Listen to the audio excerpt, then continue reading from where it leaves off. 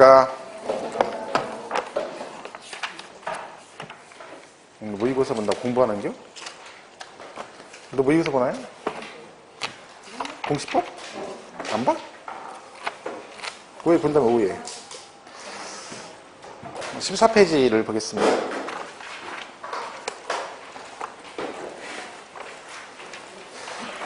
제가 학원 다닐 때 공부를 제일 못했던 과목이 등기법입니다.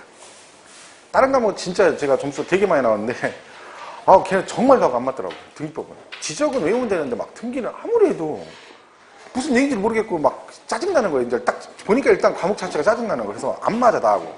그래서 진짜 등기법은 거의 안 했던 것 같아요. 짜증나가지고. 그냥 기출 문제 보고 답만 외웠던 것 같아요. 지문 보고 외우고 지문 보고 나오면 좋고 아니면 말고 해서 제가 점수 제일 안 나왔던 과목이 공시세법입니다. 그러니까 세법하고 지지법은 잘 나왔는데 등기를 못 맞아가지고 다른 과목에 비해서 굉장히 점수가 안 나왔었죠. 난 안 맞더라고요. 그래서 우리는 막 등기는 대충 했는데 지금도 안 맞아 등기는. 그죠? 등기법 내용으로 제일 어려운 것 같아요. 제가 볼 때는 내용으로는. 왜냐면 양이 많은 거는요 이해를 하는데 양이 많은 건 어려운 건 아니거든요. 근데 등기는 자체를 봐도 잘 모르겠어요. 정확하게. 그죠? 근데 그게 조금 그렇죠. 근데 가끔 특이하게 등기법이 맞다는 사람도 있어요. 자기는 등기가 체질이 맞다 해서 막 10개씩 맞고 이런 분도 있더라고. 12개 중에. 대단한 거죠. 그죠? 근데 그건 특이한 케이스고. 그러니까 여러분 등기법 잘 안 나오면 그러려니 하세요. 다. 나도 평범한 사람이구나. 그죠? 대부분이 그렇거든요. 대부분. 지적법 잘하면 돼. 세법 잘하고. 뭐 30개 맞아서 뭐 하게. 그죠? 어차피 한 개만 하면 되는데. 자, 14페이지 보겠습니다. 납세의무 성립 확정 소멸이라고 되어 있죠. 자, 이 부분은 조세 총론만 놓고 봤을 때는 제일 중요한 파트를 굳이 꼽으라면 여기입니다. 왜냐면 얘가 출제 빈도가 총론 부분에서는 가장 높다라고 볼 수 있습니다. 그래서 우리가 이 성립 확정 소멸에 관한 약을 정의를 잘 하고 가셔야 되고, 그 중에서도 특히나 납세의무 이 성립식 있죠. 요게 이제 가장 많이 출제가 됐었습니다. 그러니까 실제로 얘가 이제 한 번 나올 때가 또 됐죠. 잊을만 하면 한 번씩 나오는 거니까. 그리고 또 뭐 있어요? 성립시기가 있고 또 뭐가 있다? 확정시기라는 게 있죠. 확정시기. 성립, 확정 이렇게 갑니다. 그리고 소멸사 이렇게 돼 있죠.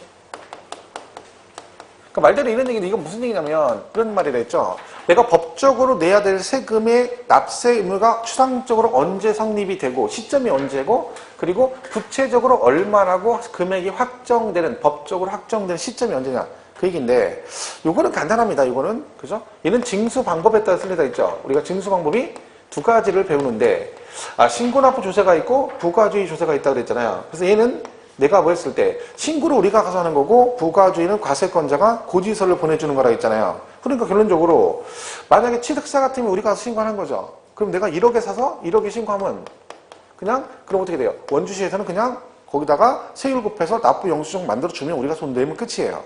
그러면 이거를 이 사람이 만약 1억에 사서 9,800에 신고하면 받아준다겠어요? 안 받아준다겠어요? 받아줍니다. 왜냐면 신고납부란 말 자체가 매매 사실 자체를 과세권자가 모르기 때문에 거래 당사자인 니네가 알아서 신고하고 돈을 내란 뜻이니까 내가 이걸 1억에 사서 9,800에 신고하는지를 걔네가 알 수가 없으니까 일단 무조건 신고하면 그대로 인정을 해줍니다. 결론적으로 신고납부 조세는 내가 낼 세금이 언제 확정된다고요? 내가 뭐 했을 때? 신고할 때 확정된다. 그럼 끝입니다, 이게. 그죠? 그리고 부가주의 조세는 이제 과세권자가 세금을 계산하는 거니까 재산세가 7월달에 나옵니다. 그럼 그거는 누가 결정하는 거예요? 과세권자의 원주시에서 결정하는 거죠. 그러니까 부가주의 조세는 과세권자가 결정했을 때 확정된다. 이런 끝나는 거죠. 그럼 결론적으로 확정 시기는 뭐만 징수 방법만 알면 되는 거니까 이거 크게 문제가 안 되죠. 시험은 나오면 성립 시기가 거의 뭐 나온다고 봐야죠. 이유는 없습니다. 저기가 양이 그러니까 가지수가 많으니까 종류가 많으니까 오지서 한 장 내려면 그걸 내는 거죠. 그래서 우리가 성립 시기도 뭐 크게 복잡한 건 없습니다. 자, 취득세는 언제 성립한다?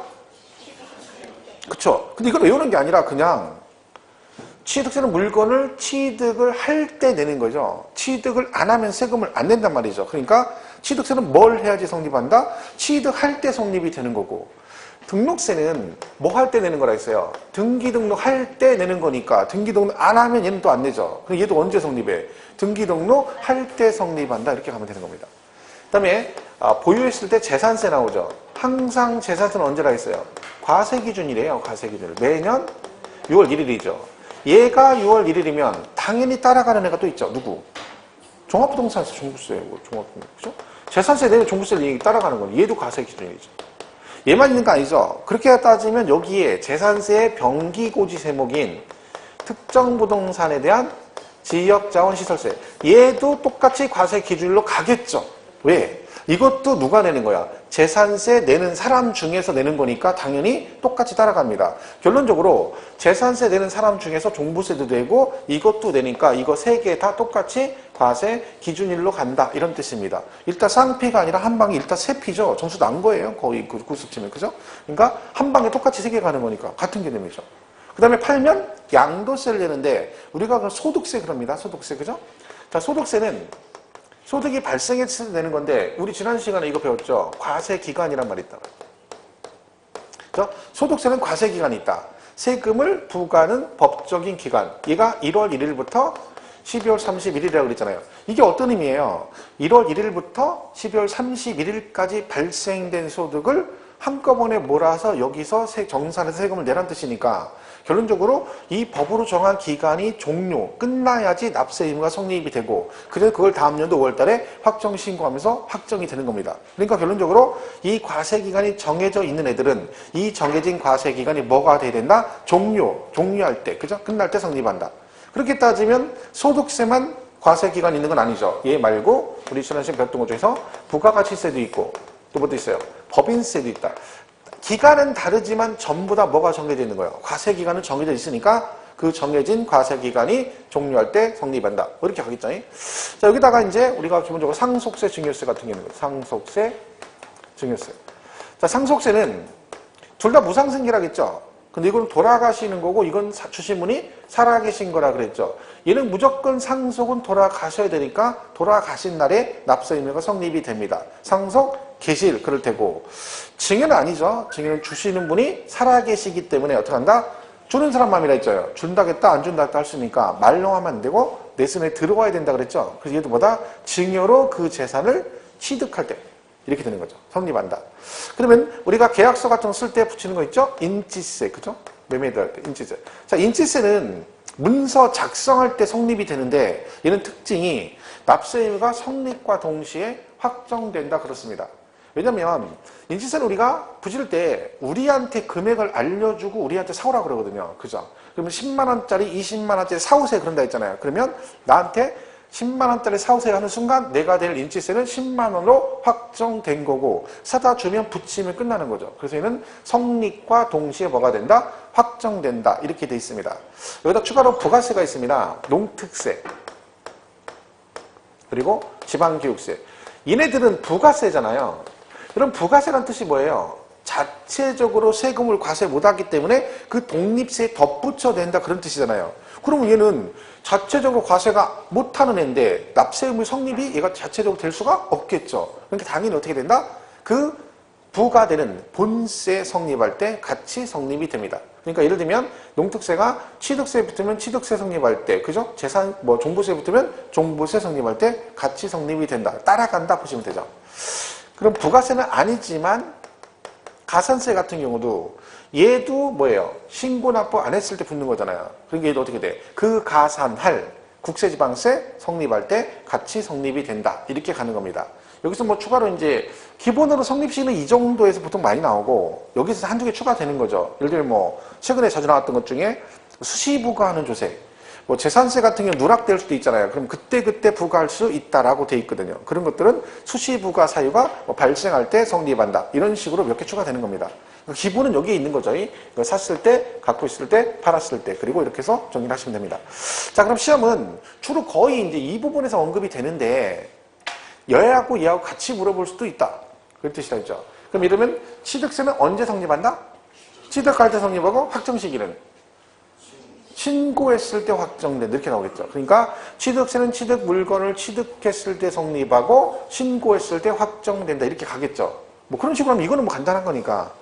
자, 우리가 상속세나 증여세는 받으시면 쟤는 신고를 해야 됩니다. 그죠? 상속세는 6개월, 증여세는 3개월 이내에 신고하셔야 되고 신고 안 하시면 가산세 부과됩니다. 그리고 쟤는 신고하면 세액공제를 줍니다. 7%. 자, 그러면 쟤는 상속세, 증여세는 확정 시기가 언제 나겠어요?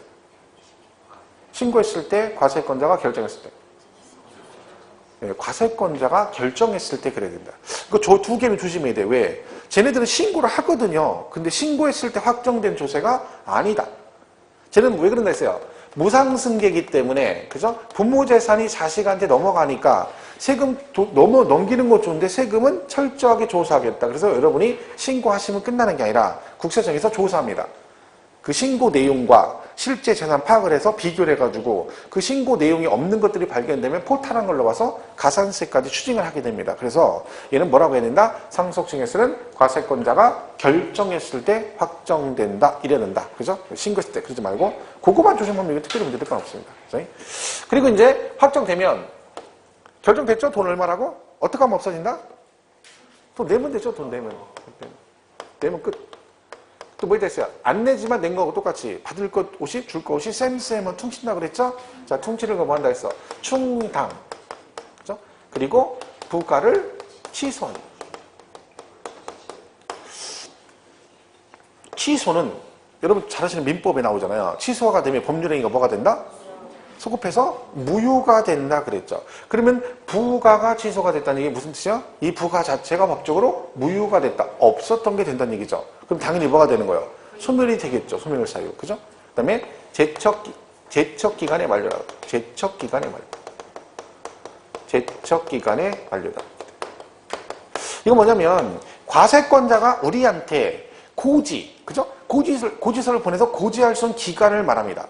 예를 들면 내가 뭐 신고를 안 하거나 하면 국세청에서 알아가지고 나한테 세금 내라고 고지서를 보낼 수 있겠죠. 근데 그거를 아무 때나 보내면 안 된다는 거예요. 20년 전에 내가 양도세 신고 안 한 걸 모르고 있다가 이제서 국세청이 알아가지고요. 나한테 뭘 보내? 너 20년 전에 양도세 신고 안 했더라? 지금이라도 내라고 고지서 보내면 안 된다는 거야. 왜? 그런 식으로 하게 되면 그죠? 우리가 받아도 황당하잖아. 너무 기간이 오래되니까. 그래서 법으로 그 세금을 부과할 수 있는 기간을 정해줍니다. 그게 제척기간이에요. 그게 만료가 됐다는 얘기는 무슨 얘기예요? 그 정해진 기간 안에 부과를 못했다는 뜻입니다. 그래서 이 제척기간이 시험에 한 번 나온 적이 있습니다. 한 번. 근데 우리 교재 보면 제척기간이 많이 있거든요. 다 외우면 좋은데 다 외우려고 치면은 짜증나가지고 아무것도 안 할 수 있으니까 가장 기본적인 거 사기 등 부정한 행위로 세금 신고를 안 하게 되면 제척기간이 10년입니다. 10년. 자, 시험에 이렇게 나온 적 있어요. 양도소득세를 부정한 방법으로 어쩌고 저쩌고 하면서 양도소득세를 포탈한 경우, 그러니까 세금 포탈 목적을 가지고 양도세 신고를 하지 않은 경우 제척기간이 몇 년이냐라고 나온 적이 있어요. 그럼 뭐예요? 사기 등 부정이니까 몇 년? 10년에서 정답인 적이 있습니다. 그리고 무신고는 그냥 신고 안 하면 얘는 7년이에요. 그죠? 그리고 기타는 5년이에요. 기타는 5년. 기본 5년. 그러니까 우리가 취득세하고 재산세 배울 때 보면 기간이 나오거든요. 근데 거의 다 기간이 뭐라고 돼 있어요? 몇 년 이내 몇 년 이내 하면 5년 이내 5년 이내 5년 이렇게 돼 있어요. 왜? 제척기간이 5년이니까 5년 지나면 추가로 과세를 못하게 돼 있으니까 전부 다 추가적으로 과세하는 것들은 전부 다 몇 년 안에 5년 이내만 할 수 있다라고 돼 있는 것들이죠. 그래서 이게 이제 기본입니다. 이게 기본. 물론 여기서 더 가면 많죠. 뭐 상속 증여세는 길게 가죠. 걔는 뭐 15년 이렇게 하고. 그죠? 취득세 신고도 취득세 신고를 안 하면 7년인데 상속이나 증여로 취득했는데 신고 안 하시면 10년 이런 식으로 갑니다. 뭐 그거는 기타적인 부분이고 일단 가장 기본적인 요 정도 이렇게 보시면 되고요. 그리고 이제 하나가 소멸시효 완성. 이렇게 돼 있어요. 자, 이거는 이제 뭐예요? 부과하고 징수를 해가야 되는데 얘들이 부과만 해놓고 세금을 내든지 말든지 징수를 안 해가. 그러면 일정 기간이 지나면 소멸시효가 완성이 돼서 납세 의무가 소멸돼 버립니다. 보통 이제 소멸시효는 보통 5년이거든요. 5년 일반적으로. 그죠? 뭐 국세 같은 경우도 예외가 있긴 하지만 기본이 5년입니다. 5년. 그리고 5년 안에 징수를 못하면 세금 징수를 못한다는 얘기죠. 그럼 이 말은 거꾸로 해석하면 내가 5년 동안 안 내고 버티면 세금을 안 내도 된다. 뭐 이런 뜻이겠죠. 그렇게 해석을 하면 누가 세금을 내겠습니까? 그럼 국가는 뭘 운영해? 그죠? 얘는 뭐가 있다 했어요? 이렇게 해서 부과되고 5년 지났어. 부과하고 5년 동안 아무 얘기 없어. 그러다가 하루 남겨놓고 독촉장 날라오면 다시 의땡 운영한다는 얘기죠. 또 날라오면 다시 의땡 운영. 또 날라오면 다시 의땡 운영. 얘는 안 없어져요. 그러니까 중간에 독촉이 되거나 압류가 되거나 뭐가 나오면 그때부터 다시 5년, 다시 5년, 다시 5년 해서 계속 연장이 됩니다. 왜? 그래야 세금을 걷지. 그러니까 여러분이 세금을 뭐 돈을 내든 안 내든 계속 일정한 때 되면 뭐 나와? 독촉장 같은 거 계속 보내잖아요. 그게 그런 이유입니다. 이것 때문에 그런 거죠. 자, 그러면 제가 볼 때는 이게 총론에서 이런 거 한번 나올 때가 됐거든요. 이거 딱 오지선다행이잖아요. 다음 중 소멸사유가 아닌 걸 고르시오. 딱 좋잖아, 5개. 이거 딱 나오면 맞히기 쉬운데, 그죠? 그럼 소멸사유 아닌 게 있죠. 뭐 있어요? 돌아가셨다. 뭐라 했어요? 돌아가셔도 세금은 내고 가셔야 된다 했죠? 그냥은 못 가십니다. 근데 이미 가셨어? 그럼 어떻게 된다? 상속된다겠죠, 상속. 그러니까 돌아가셨다고 해서 납세 의무가 소멸되는 건 아닙니다. 근데 이거는 만약에 돌아가시면 납세 의무가 소멸된다 이렇게 해버리면 골치 아픕니다. 그럼 어떻게 한다 했어요? 사업자를, 모든 사업자 어떻게 된다? 그 집에 채고령자 앞으로 사업자 내가지고 모든 세금을 체납을 해. 그러다가 돌아가실 때까지 버티고 있는 거야. 그러니까 돌아가시면 납세의무 소멸돼. 그럼 폐업 신고하고 다시 또 뭐해? 그 다음 집안, 그 집안 다음 고령자 앞으로 또 사업자 내고 폐업 신고하고 이렇게 하면 되는 거죠. 세금을 누가 내겠어요? 상속됩니다. 오히려 상속이 되기 때문에 조심을 해야 돼요. 부채가 많으면 어떻게 돼요? 그 상속 재산으로 다 퉁치고 남은 재산, 남은 부채까지 전부 다 상속인이 떠안아야 됩니다. 그래서 우리가 뭐라 그랬어요? 부채가 많으면 어떡하라 했어? 상속을 포기하면 나만 사는 거예요, 나만. 상속을 포기하면 1순위, 2순위, 3순위, 4순위가 있거든요, 상속이. 그럼 1순위가 포기하면 그게 안 없어지고 2순위로 넘어가요. 그러면 2순위, 3순위가 멍 때리고 있다가 죽는 거야. 왜? 그 사람들 모르고 있다 자기도 포기해야 되는데, 그럼 2순위가 포기했어. 눈치채고. 그럼 어떻게 돼? 3순위는 모르지. 왜? 그러니까 3순위 아니야, 이름이. 그래서? 포기 못하네. 그 죽는 거요. 4순위는 이름이 4순위잖아. 뭐요? 죽을 사람, 걔는 진짜 죽는 거예요. 사춘, 막 이런 사람, 사춘이 어떻게 알아, 그죠? 그러니까 이거는 한정승인 신청하는 거예요. 한정상속. 그러니까 좀 애매할 때는 그렇게 신청하면 돼요. 그러면 무슨 얘기예요? 상속받아서, 계산해봐서 부채가 더 많아도 그 상속받은 재산 한도 내에서만 퉁치고 납세의무가 소멸돼 버려요. 그러니까 애매할 때는 한정승인 신청을 하시면 돼요. 가정법원에다가. 그리고 했다가 만약에 의외로 또 부채보다 내가 상속 재산이 많으면 그거 퉁치고 남은 돈은 상속을 받을 수 있습니다. 근데 부채가 더 많으면 그걸로 퉁치고 끝나버리는 거죠. 부채는 12억, 상속 재산 5억이야. 그죠? 그럼 어떻게 하면 돼? 한정승인 신청하면 5억으로 퉁치고 끝나는 거예요. 근데 포기는 넘어가. 그죠? 그런 게 있습니다. 그러니까 누구 2순위나 3순위 한번 죽어봐라 그러려면 뭐요? 짝 포기하면 이제 4순위가 죽는 거죠. 가만히 있다가. 그죠? 자, 그 다음에 부가 철회. 그러면 만약에 얘가 소멸사유가 아닌 걸 고르시오라고 나오면 딱 봐도 뭐가 엉킬 수 있어요? 취소하고 여기는 철회죠. 취소와 철회가 있습니다. 자, 이걸 보고 만약에 공부를 하실 때 난 저거 헷갈려. 이러신 분들은 이 무대뽀를 외우면 헷갈릴 수 있어요. 근데 이거는 헷갈리는 것 자체가 웃기잖아요. 아까 뭐라 그랬어 이거? 취소는 뭐가 된대? 법률에가 무효가 된 말이나 하지 말지. 얘기는 잘해놓고 나중에 얘랑 헷갈린대. 얘가 소멸사유죠. 왜? 취소가 되면 법률에가 무효가 된다며. 그럼 얘가 무효되니까 얘가 없어지는 거잖아요. 그러니까 이게 소멸사유고 얘가 아닌 거죠. 그 개념을 그렇게 이해하시면 이게 헷갈릴 필요가 없는데 그냥 외우는 거죠. 부가 취소는 소멸사유고 철회는 아니고. 물론 외울 때는 깔끔하게 외웠죠. 근데 지나면 엉키는 거야. 그럴 때는 조금 이걸 개념을 이해를 하고 하는 게 좋죠. 이 공부는 제일 좋은 건 이해고 자식 할 것 없이 완벽하게 외워서 안 헷갈리는 게 최고야. 그럼 모두를 이해해. 머리 아프게. 우리는 이제 그런 스타일이죠. 이해를 안 하는 스타일이에요. 저는 공부를. 이해를 모두를 해. 그냥 얘는 소멸사유래. 얘는 아니래. 그냥 우리는 그렇게 외워 그냥. 그러다가 모르면 말아. 헷갈리면 찍어버려. 막 복잡하게 얘는 왜 그렇고 사연이 어쩌고 막 그러면 골치 아파지는 거죠. 그럼 공부 끝도 없어요. 사람마다 틀려요. 어떤 사람은 꼭 이해를 해야 암기하시는 분이 있어. 이런 분들은 공부하기 되게 힘들어요. 왜? 그 하나하나 어느 세월에 이해하고 앉아있는 거예요. 그러면 날 새. 한 3년 걸려. 이해하는데 한 2년 걸리고 또 암기하는데 1년 걸리고. 그게 좀 힘든 게 있어요. 그죠? 근데 막 그냥 무대표로 하면 돼. 많이 풀어보면 나중에 답이 보인다니까. 자꾸 풀다 보면. 그죠? 자, 그래서 요거하고 요거만 조금 조심하면 됩니다. 자, 이게 전체적으로 성립, 확정, 소멸사유 등에 관한 얘기다. 그래서 교재는 14페이지에 쭉 돼 있습니다. 박스에 돼 있고 밑에 납세의무 소멸치기에서 1번 소멸사유에 5개 나와 있죠? 납부, 중당, 부가취소, 부가권의 제척기간의 만료, 징수권의 소멸시 완성, 그리고 소멸사유에 제외되는 거, 부가철회나 납세자의 사망은 소멸사유가 아니다. 그리고 기타 이제 오른쪽에 소멸시 기간하고 그 다음에 제척기간이 나와 있습니다. 박스로 제척기간 정리되어 있는데 그거 다 알면 좋은데 잘 모르시면 아까 말한 대로 사기 등 10년, 무신고 7년, 기타 5년 요거라도 꼭 기억을 하셔라. 그죠? 자, 총론 이렇게 정리하시면 되겠고, 넘어가서 그 16페이지 기출문제 지문 정리 있죠? 저는 이걸 하는 줄 몰랐습니다. 그냥 유형만 한 줄 알았더니 수업 시간에 이거 다 한다며요. 다른 과목 따로. 그래서 그냥, 그죠? 그리고 해야 된다고 해서 하겠습니다.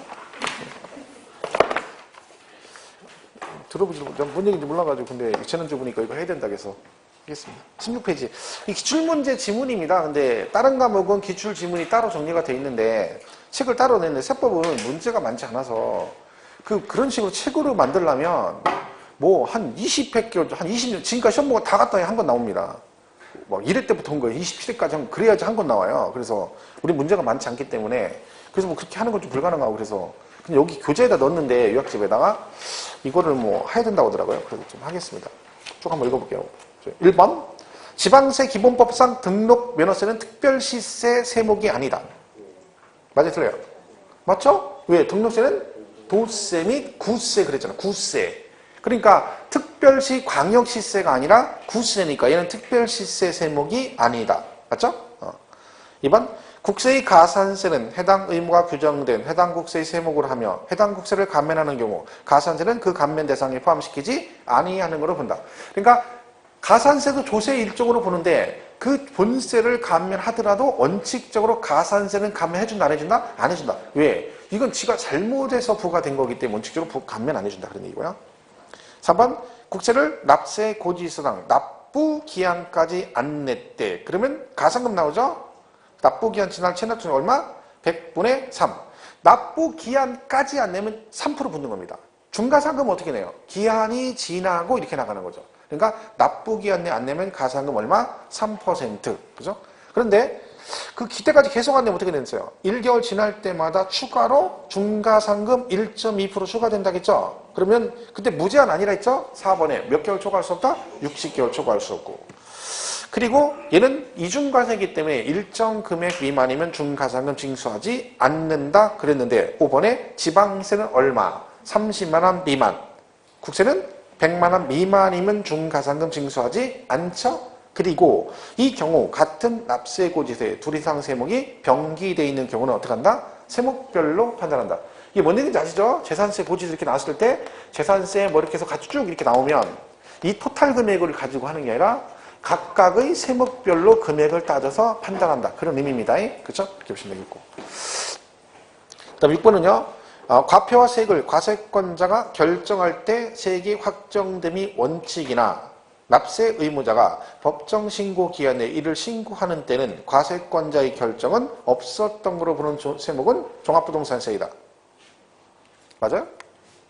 뭔 얘기인지 모르는 거죠, 지금. 이게 통일에 나왔었는데, 우리가 종합부동산 원칙이 정부, 부가과세 그래요, 종부세는. 고지서가 나오죠. 12월 1일부터 12월 15일까지 납기예요. 만약 이때까지 안 내면 뭐가 나오나요, 얘는? 15일까지 안 냈어. 그러면 가산금이 나옵니다. 고지서가 나오니까. 근데 예외적으로 뭐 할 수 있다고요? 신고납부를 선택할 수 있다 그랬죠. 얘는 선택상이에요. 해도 되고 안 해도 되고. 근데 만약에 여러분이 신고납부를 선택하게 되면 날짜는 똑같아요. 1일부터 15일까지 신고를 하셔야 됩니다. 이때 나온 김에 이거를 그러면 15일까지 신고를 안 하면 이때 얘가 가산세가 부과된다 했어요? 안 된다 했어요? 가산세. 얘는 가산세 부과 안 한다겠죠? 왜? 이건 의무규정이 아니니까. 근데 이때 가산세는 무신고 가산세를 말하죠. 신고를 안 했다고 해서 가산세 부과하면 안 되는 거예요. 그죠? 왜? 해도 이거 의무규정이 아니니까. 근데 뭐는 나올 수 있다? 과소신고 가산세. 자, 과소신고는 뭐라겠어요? 이거는 내가 신고납부를 선택을 한 거죠. 했는데 적게 신고했으니까 너는 가산세 부과될 수 있다. 이런 뜻이거든요. 그런데 만약에 여러분이 신고납부를 선택을 했다 쳐봐요. 그러면 이미 고지서 나와 있죠. 국세청에서. 그죠? 예를 들면 원주세무서에서 너 종부세 1,000만 원이야 라고 고지가 되는 거야. 근데 나는 800 정도 나올 줄 알았는데 1,000만 원 나왔어. 너무 많이 나온 거죠? 그럼 어떻게 하면 돼? 내가 800이라고 생각하면 가서 어떻게 하면 돼? 800에 신고를 하면 된다는 거예요. 근데 문제는 자, 고지는 이미 돼 있는데 내가 신고를 했다는 거야, 800으로. 그러면 고지는 1,000만 원도 있고 내가 신고한 800도 있잖아요. 두 개를 하면 안 되잖아. 그럼 이 중에 하나만 인정한다는 거지. 뭐를? 그쵸? 내가 신고납부를 선택을 했기 때문에 내가 신고납부 선택한 이거를 그대로 인정해 줍니다. 왜? 원래 신고납부라는 게 신고납부하면 그대로 받아준다고 했잖아요. 일단은. 그죠? 그러니까 여러분이 신고를 하면 이거를 인정해 줍니다. 그럼 결론적으로 얘가 인정되니까 내가 신고하는 순간 뭐는 과세권자의 결정은 없었던 거로 본다. 이렇게 돼 있어요. 종부세는. 지금 그 얘기예요. 이게. 그러니까 지금 6번 지문이 과표세액을 과세권자가 결정할 때 세액이 확정됨이 원칙이나 그렇죠? 그죠? 그런데 납세 의무자가 법정 신고 기한 내 이를 신고하는 때 과세권자의 결정은 없었던 거로 보는 세목은 종합부동산세이다. 맞죠? 이 기준으로 나왔던 거죠. 근데 이게 종합부동산세에서 물어봤으면 그나마 맞추는데 총론에서 물어보니까 모르는 거예요. 갑자기 총론에서 이게 나오니까 얘 뭐지? 이렇게 되는 거죠. 우리는 뭐예요? 순서에 입각해서 나와야 되죠. 종부세면 종부세에서 문제를 내야 되고 취득세 문제는 취득세에서 내야 되고 그 문제 낼 때 어떻게 돼? 총론 두 문제 먼저 나오고 취득세 문제 세 문제 나오고 그 다음에 등록세 나오고 순서에 입각해서 이렇게 문제가 나와야 되는 거예요. 근데 갑자기 양도세 먼저 나오고 그 다음에 재산세 나오고 이러면 머리 아프죠. 그쵸? 옛날에 그래서 그렇게 나왔다 했잖아요. 공시세법, 공시세법, 공시세법 이렇게 나왔다고. 기출문제에 실제 시험에 공시세법, 공시세법 이렇게 나왔어 문제가. 그러니까 세법 이렇게 아니라 공시, 그 다음 세법, 그 다음 공시, 세법 이렇게 나온 적이 있어요. 실제로 한 번. 그러면 그 문제 풀려면 여러분 공시법 풀고 나서 2번 문제 세법 풀면 머리 쥐납니다. 받으시 공시법 맞춰놨는데 머리를 맞춰놨는데 갑자기 그 다음 2번 문제 세법으로 맞춰줘. 자, 근데 참 답답한 게 저 같으면 문제를 그렇게 안 풉니다. 세 풀고 공공 이렇게 풀면 되는데 꼭 그런 사람이 있어요.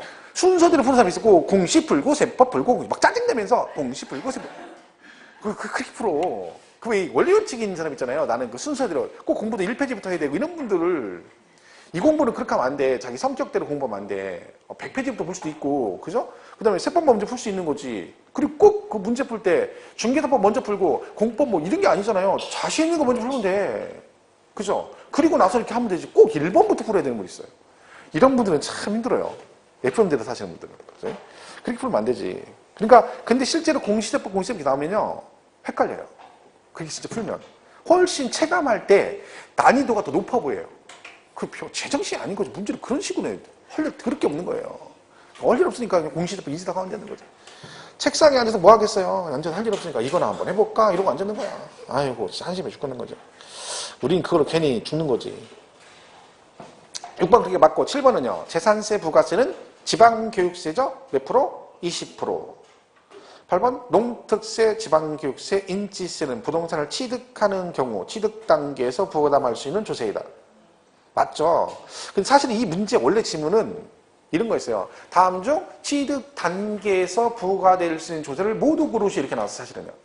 그래서 박스에다가 5개 써주고 그리고 여기다 1번, 2번 뭐 이렇게 나왔어 사실은요. 근데 이 문제는 이런 거였거든 사실은요. 기억니은트 해가지고 예를 들면 기억하고 여기다가 재산세 그 다음에 디귿하고 종부세 이렇게 2개가 나오고 나머지 3개가 농특세, 지방교육세, 인지세였어요. 그러면 이런 형태의 문제는 어떻게 풀어야 돼요? 어차피요 인지세나 농특세가 취득 관련 조세인지 모를 수도 있거든요. 그럴 때 어떻게 하면 돼? 얘는 알잖아. 얘 재산세하고 종부세가 취득과 관련 없죠. 얘는 왜? 보유 관련 조세잖아. 그러면 얘네들이 들어가면 안 되잖아요. 그죠? 얘를 이용해서 문제를 풀어, 이 문제를. 그러면 이 2개가 안 들어간 게 하나밖에 없었어요. 그 5개 지문 중에 기억하고 디귿이 안 들어간 딱 하나. 그럼 걔가 정답이야. 왜? 이거 들어가면 안 되잖아요. 보유 관련 조세니까. 그러면 나는 취득 관련 조세는 하나도 모르는데 내가 알고 있는 보유 관련 조세를 이용해가지고 문제를 풀 수 있는 거죠. 그러니까 이런 형태의 문제 형태가 나오면 항상 뭘 하라겠어요? 이 중에 가장 자신 있는 거 하나 골라가지고 밑에 지문 보고 얘가 포함되는지 안 되는지 판단해서 제끼면 운 좋으면 딸랑 하나 알고도 맞추는 경우도 있고 확률이 높아집니다. 찍더라도. 그죠? 근데 그건 요런 거 나중에 하시면 돼요. 근데 문제 풀 때 나중에 이제 많이 얘기할 겁니다. 해서 일단 8번은 뭐 그런 얘기고요. 9번은 납세임의 성립시 옳은 걸 고르시오 그랬죠? 자, 기억. 소득세는 언제? 과세기간이 종료할 때 그랬잖아 아까. 근데 언뜻 보면 맞는 것 같아요. 왜요? 취득세는 뭐 취득할 때, 등록세는 등기등록 때, 소득세는 소득을 지급할 때, 어떤 데 소득이 발생할 때 이렇게 나와요. 그럼 언뜻 보면 말이 맞는 것 같죠. 얘는 과세기간이 종료할 때 성립이 되죠. 틀렸고. 니은은 농어촌 특별세는 자, 니은하고 리을은 지방교육세는 둘 다 부가세잖아요. 그럼 어떻게 돼? 리을처럼 나와야죠. 니은도 어떻게? 과표가 되는 세목에 납세 의무가 성립할 때 그래야 됩니다. 근데 농어촌 특별세가 과세 기간이 종료하는 때 이거는 기억번 얘기죠. 재산세는 과세 기준일이고 지방교육세 맞죠? 미음은 수시부가로 징수하는 재산세는 수시부가 사유가 발생하는 때 해서 디귿, 리을, 미음 이게 정답인 거죠. 성립시기 뭐 이런 식으로 보면 돼요. 어렵지 않죠 그게. 10번 취득세는 취득세 과세 물건을 취득할 때 납세 의무가 성립한다. 맞죠? 취득할 때 성립한다 그랬고 등록세는 언제? 등기등록할 때 성립하고 종부세는 과세 기준일에 성립하고 뭐 어려운 거 없죠. 그 다음에 13번 부가가치세는 얘도 신고납부잖아요. 그죠? 과세기간이 있다고 그랬죠. 과세기간이 종료할 때 성립하고 그리고 언제 확정된다? 부가가치세는 신고납부잖아요. 네가 신고하잖아. 그죠? 신고할 때 확정된다. 그죠? 맞는 지문이죠. 14번 상속세는 언제 성립하고 상속 개시할 때 성립하고 언제 확정된다? 과세권자가 결정할 때 이거 조심해야 돼요. 신고할 때 그러면 안 되고 과세권자가 결정하는 때 확정됩니다. 상속 증여세 조심하시라겠죠. 15번 등록에 대한 등록 면허세는 재산권 등을 등기 또는 등록할 때 성립하죠. 그런데 얘는 확정은 언제 된다? 등록세 신고할 때잖아요. 근데 뭐 뜬금없는 일이죠. 납세 의무자가 신고가 있더라도 지방자치단체가 과표세액을 결정할 때 확정된다. 뭐 말도 안 되는 얘기하고 있습니다. 이게 문제 지문이에요. 이게 지금 다 기출문제 지문 그죠? 인지세는요. 16번 과세문서 작성할 때 성립한다겠죠? 얘는 특징이 뭐라고요? 성립과 동시에 확정된다. 17번 가산세는 이를 가산할 국세의 납세 의무가 성립할 때 납세 의무가 성립한다. 가산세는 그런다 했죠? 가산할 국세지방세 성립할 때 같이 성립이 된다. 18번 다음 중 원칙적으로 과세관청의 결정에 의해서 납세 의무가 확정되는 지방세를 모두 고르시오. 여러분 지금 이 문제 풀 때 이 문제 풀 때 그러면 여기서 문제를 훑다 치면 여기서 키포인트를 여러분이 일단 뭘 잡으면 좋아요? 묵히게 풀 수 있어. 저 같으면 지방세 합니다. 뭘 일단 왜? 과세권자의 결정이 이것도 맞는데 지방세가 더 편하잖아요. 그러면 거기서 지방세 고르는 거니까 니은하고 리을은 답이 아니겠죠. 그죠? 뭐요? 기역이냐? 디귿이냐? 그러면 과세권자의 결정에 의해서 그럼 뭐예요? 부가주의 조세잖아. 뭐? 재산세죠. 재산세. 취득세는 신고할 때 확정되는 거니까. 그럼 답이 쉬운 거죠. 그럼 쓸데없이 뭐 종부세, 양도세가 안 받아도 되는 거죠. 그죠? 그런 식으로 풀면 됩니다. 19번은 국세기본법상 사기나 그 밖의 부정한 행위로 주택의 양도소득세를 포탈했대요. 제척기가 몇 년이라겠죠? 10년, 사기 등 10년. 20번 납세자가 법정신고기한까지 소득세 과표신고서를 제출하지 아니하여 해당 지방소득세를 부과할 수 없는 경우 지방세 부과 제척기간은 7년입니다. 왜냐면 소득세 붙는 거니까 지방소득세도 신고를 해야 되잖아요. 그죠? 소득신고니까 지방소득세 같이 신고하는 거죠? 그럼 무신고니까 몇 년? 7년, 5년이에요. 7년이죠. 21번 상속세, 재산세, 양도세, 종합부동산세 모두 물납을 허용하고 있는 조세이다. 틀렸죠? 왜요? 그 중에 물납되는 건 뭐야? 재산세하고 상속세는 물납됩니다. 근데 양도소득세하고 종합부동산세는 폐지됐다겠죠? 얘는 분납은 돼요? 근데 물납은 안 된다고 했잖아. 근데 여러분 상속세는 물납됩니다. 증여세는 폐지가 됐는데 상속세는 폐지가 안 됐어요. 그죠? 그리고 우리가 배우는 것 중에 물납되는 거 하나밖에 없잖아. 뭐 재산세. 그죠? 22번 법정 기일 전에 저당권의 설정을 등기한 담보채권은 국세 또는 지방세와 동가상금보다 우선하는 권리를 가진다. 그러니까 얘가 뭐라는 게요? 조세의 법정 기일 전에 저당권 설정이 먼저 돼 있으면 배당할 때 뭐가 우선이다? 먼저 설정된 네가 우선이다. 다만 당의 재산에 부과된 국세와 지방세 그걸 뭐라고 한다 했어요? 당해세라겠죠. 얘는 다른 담보채권보다 항상 우선하여 징수하는데 여기에 해당되는 게 뭐가 있다? 재산세, 종합부동산세, 양도소득세는 아니죠. 당해세는 뭐라 했어? 상속세, 증여세, 종합부동산세, 재산세. 그죠? 그러니까 여기서 뭐가 빠진 거예요? 양도세는 들어가면 안 되죠. 그러니까 당해세 우리 배웠잖아요.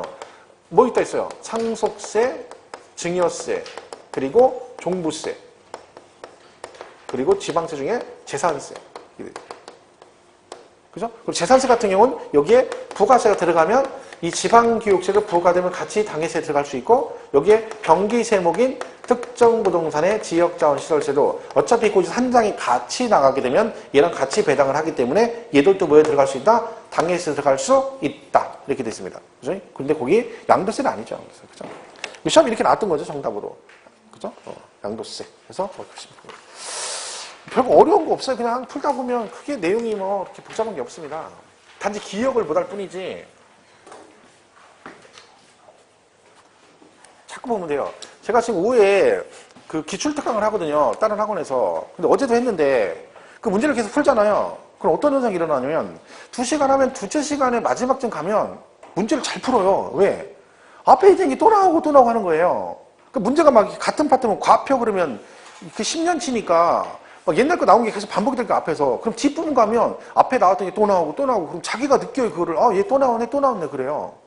그러면 뒤에 가면 이 다 보자마자 얘는 맞았어 틀렸어 금방 하거든요. 시작할 때는 안 했는데 막판에 가면 그렇게 돼요. 왜? 문제가 같은 패턴으로 반복된다니까요. 그러니까 2년 전에는 맞는 지문 나왔어. 그래서 2년 후에는 또 나오는데 어떻게? 틀린 지문 이런 식이라니까. 그러니까 기출된 지문이 또 나온다고 말씀드렸죠.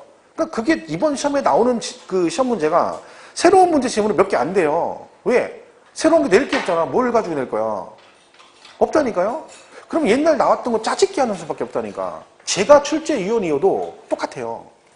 왜? 그 범위를 벗어나면 안 되잖아. 어떤 과목이든. 그러니까 이게 패턴이 똑같다니까. 그것만 여러분이 잘하면 돼요. 그 얘기는 시험 보러 가기 전에 기출문제는 기본 상식인 거예요. 기본 상식으로 풀고 가야 되는 거야.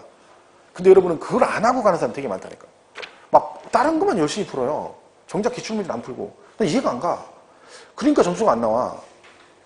최소한 5년 건 해야 돼. 최소한 5년 건. 최근 5년 건은 완벽하게 하고 가야 됩니다. 완벽하게. 지금 하나하나를. 제가 말했죠. 완벽이란 말은 그 200문제 정도 되잖아요. 5년 치면. 그럼 그 200문제를 다른 사람한테 설명할 수 있을 정도가 돼. 뭐 다 하나하나. 얘는 왜 틀렸고, 얘는 왜 맞았고. 이렇게 설명할 수 있을 정도가 돼야 돼. 그러면 절대로 고득점은 안 해도 합격을 할 수 있습니다. 왜? 또 나온다. 70% 이상 똑같이 나와. 그럼 이해가 안 가는 거지. 뭘 공부하는지 모르는 거예요. 그러니까 지금부터 그걸 하라는 얘기는 아니지만 적어도 시험 보러 가기 전까지는 무조건 이유 불문하고 하고 가야 됩니다. 그것도 안 하고 가면 그냥 시험 그냥 가서 대충 보고 대충 치고 쫑 보는 거야. 당구 칠 때 대충 그냥 대충 운뛰기로 하는 운뛰기로. 그거 똑같은 거야. 그런 식으로 공부하면 되겠어요? 근데 붙는다니까. 이 시험은 붙게 돼 있다니까. 근데 떨어지면 딱 하나 말을 안 들어. 하라고도 안 하고. 그러니까 떨어지는 거야. 다른 거 없어. 19페이지 취득세. 얘는 뭐 문제 3문제 나오죠. 올해도 천재지변이 없는 한은 뭐 3문제 나온다 보시면 되고, 특징 같은 건 볼 거 없습니다. 그냥 읽으면 되고. 그 다음에 2번에 취득의 범위라고 돼 있죠. 자, 얘는 뭐라겠어요? 간단하게 가겠습니다. 우리가 세법상 취득이란 이런 걸 취득으로 본다 해서 법으로 규정해 놓은 거죠. 자, 얘는 크게 두 가지로 나온다. 하나 뭐가 있다? 사실상 취득이라는 게고. 또 뭐가 있어요? 간주 취득 그러기도 하고 의제 취득 그러기도 합니다. 얘는 실제로 취득한 거고 얘는 취득을 안 했는데도 취득한 거 봐서 너도 세금을 부과하겠다. 이런 의미라겠죠. 그래서 다시 사실상의 취득은 승계 취득과 뭐로 난다? 원시 취득을 한다. 승계는 다시 유상승계와 뭘로? 무상승계로 나누죠. 유상과 무상으로 되어 있다. 유상은 매매, 교환, 현물, 출자 이런 걸 말하고 무상은 상속과 증여를 말합니다. 그러니까 모두를 다 취득으로 보겠다. 이런 뜻이고 원시 취득은 토지를 뭐 한다? 매립간척한다 그랬죠? 토지를 매립간척한다. 근데 받아 메꿔서 이런 얘기죠? 받아 메꿔서. 그죠? 그러니까 우리나라는 서해안 쪽 배립을 많이 하잖아요. 뭐 새만금도 있고 뭐 안산 저쪽에 하면 시화 쪽이 옆에 백옷인가 뭐라고 있어요. 하여튼 바다 메꿔가 인천 가까운 데다가 신도시를 만들었어요. 거기에 그 아파트를 막 전화줘 9층짜리를. 근데 그게 바다 메꿔가지고 거기다가 매립해가지고 아파트 진 거거든요. 난 거기 안 살 것 같아. 50짜리 50층도 있대요. 근데 그거 여러분 생각해보세요. 바다 메꿔서 그걸 했는데 집안이 그게 와 이게 뭐 전 믿음이 안 가. 괜히 살다가 가라앉지 못하고 가라앉으면 물론 뭐 그럴 일은 없겠지만 여러분 물가나 산 밑에가 좋은 게 아니에요. 지난번에 봤잖아요. 강원도 불난 거. 거기 봤죠? 그 퇴직하신 부부가 전원주택 지어가지고 3개월 딱 살고 홀딱 다 탔어요. 집이 불나가지고. 그죠? 바닷가도 마찬가지고. 물가 있는 게 꼭 좋은 게 아니에요. 그 파도 치고 만약에 해일 일어나면 어떡할 거야. 훅 가는 거예요. 산 밑에 산사태 난 거. 얘는 우면산 보세요. 서울 우면산 그 산사태 난 거 봐봐. 사람 다 죽었잖아요. 그 밑에가 꼭 좋은 게 아니라니까. 약간 이렇게 떨어져 있어야지. 막 전원주택 짓는다고 조용히 산다고 산속에 들어가면 안 돼. 그건 기곡산장이라니까. 전원주택이 아니라. 모두 막 깊이 들어가 혼자 살면 아프면 어떨까요? 바람에 막 이런 소리 나면 그러잖아. 그게 무슨 그게 전원주택이요. 그죠? 그렇게 살면 안 되다니까. 그죠? 사람 가까운 데 살아야지. 약간 떨어진 이런 데 살아야지. 그죠? 그러니까 메리칸청은 바다 메꿔서 이런 것들이죠. 원시취득. 건축물 내가 직접 건축하는 것도 얘도 원시취득이 들어가죠. 그죠? 그리고 여기 중요한 건 뭐라겠어요? 차량, 기계장비, 선박, 항공기. 이걸 제조들이 건조. 이거는 뭐 기억하시라 했죠? 제조들이 건조하면 뭔다? 원시취득은 과세하지 않는다. 얘는 꼭 기억하셔야 돼요. 자, 차량, 기계장비, 선박, 항공기는 승계취득에 한하여 과세한다. OX? 뭐라겠죠? 원시는 과세 안 한다는 얘기는 승계취득할 때 과세한다. 그런 의미라겠죠? 그래서 기억하시고. 그 다음에 광업권, 어업권. 광산채굴 권리 가지면 등록을 해야 되고, 그죠? 가두리 양식장이나 이런 꽃게잡이 같은 걸 하면 등록을 해야 됩니다. 처음 등록하는 걸 뭐라 그래? 출원이라고 해, 출원. 특허 출원하듯이. 이게 또 원시죠. 얘도 면제죠, 면제. 그죠? 그러니까, 예를 들면 요새 꽃게가 한참 철이거든요. 그럼 꽃게를 아무나 잡는 게 아니에요. 그 등록이 돼 있는 권한 가진 배만 잡을 수 있습니다.